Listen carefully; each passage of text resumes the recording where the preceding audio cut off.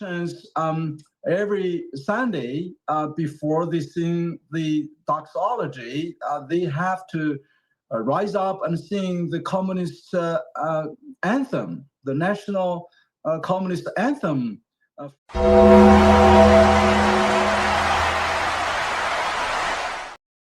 Olá malta e sejam bem-vindos a mais um vídeo aqui na rubrica Zuga Religião. Hoje vamos falar aqui de uma questão mais internacional, portanto vamos falar em concreto sobre a China e aquilo que se tem passado lá. Mas antes de passarmos para questões internacionais, vamos falar de questões nacionais ao Zuga, nomeadamente o pedido para vocês deixarem o vosso like aqui neste vídeo e subscreverem o canal, caso ainda não o tenham feito e querem seguir mais conteúdo como o nosso.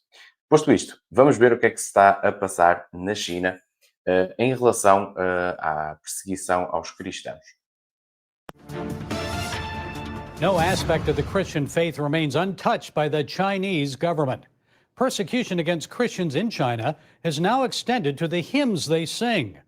According to China Aid, government intervention in the worship services of approved churches has reached sacred church music. This is all part of the Chinese Communist Party's ongoing sinicization efforts to control Christianity in the country. Well, here to explain is Bob Fu, founder and president of China Aid. Bob, it's good to talk with you again. So tell us more about the Sacred Music Ministry Blueprint for 2025 and how is a CCP controlling the music in church worship services?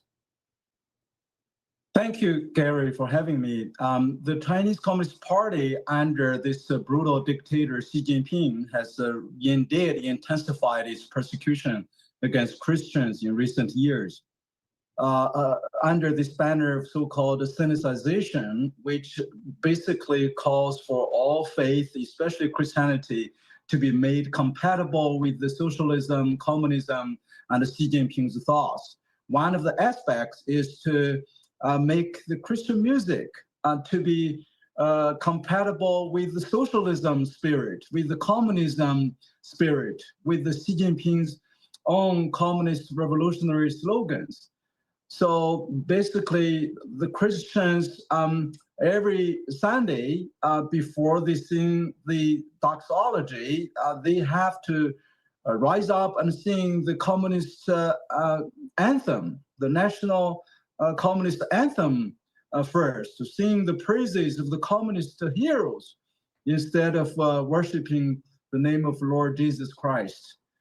And all the four corners of the church, including the pulpit, has to install face recognition cameras in order to monitor all those who are attending the church worship service. And even the tithing and offering is called a foreign religious service, now is totally criminalized, especially in the house churches. So many house church pastors are arrested just because they set up an offering and tithing box in the church, and they are being called as committing a business fraud. Well, let's look.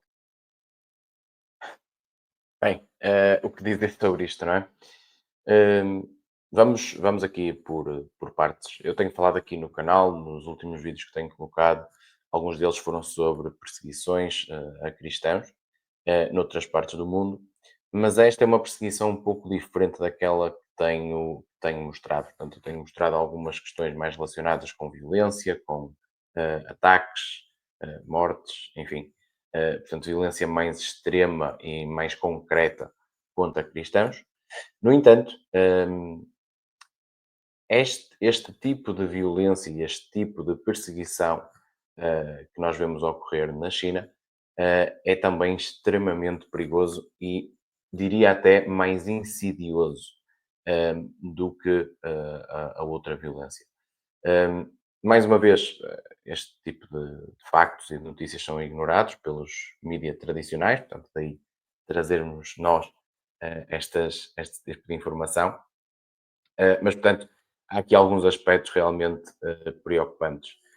Em primeiro lugar, esta questão de serem obrigados a cantar o hino comunista antes de qualquer tipo de serviço religioso, e isto nas igrejas aprovadas, aquilo que eles chamam de igrejas aprovadas aqui no vídeo, tem a ver com a aprovação do governo.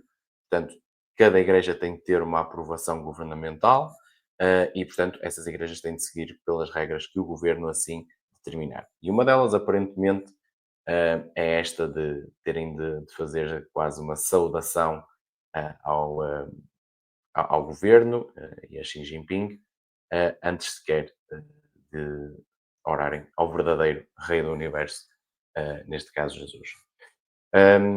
E por fim, esta última questão eu acho que é realmente irónica. Eu acho que aqui o Marco e o Luís, em particular aqui no canal, iriam realmente achar de uma ironia fantástica. Esta questão de que o ofertório, o dízimo, enfim, como queiram chamar, é considerada uma fraude comercial, uma fraude fiscal. Portanto, reparem que estamos a falar de uma transação completamente voluntária, em que as pessoas dão de sua livre e espontânea vontade por forma a ajudar determinado ministério, mas este tipo de relação comercial é considerada fraude e errada e contra a lei. No entanto, nós sabemos que como é que funciona a questão da propriedade em regimes comunistas e, portanto, aí já não é fraude nenhuma, está tudo bem, faz tudo parte do sistema e do regime. Mas enfim, esta situação realmente é preocupante e, como eu disse há pouco, é uma situação muito mais difícil de combater do que quando falamos de violência explícita, porque habitualmente esse tipo de violência explícita despleta uma reação um pouco mais visceral por parte de todos os outros países, sejam eles mais cristãos ou menos cristãos. Neste caso é muito mais difícil. São pequenas alterações, pequenas insinuações, mesmo a própria questão das câmaras a controlar, a saber quem é que está a atender, quem é que não está a atender. Depois também temos relatos de prisões de vários líderes religiosos, alguns por esta nova questão desta fraude, supostamente fraude fiscal dos ofertórios, ou de simplesmente colocar uma caixa para as pessoas deixarem o seu donativo se assim o quiserem.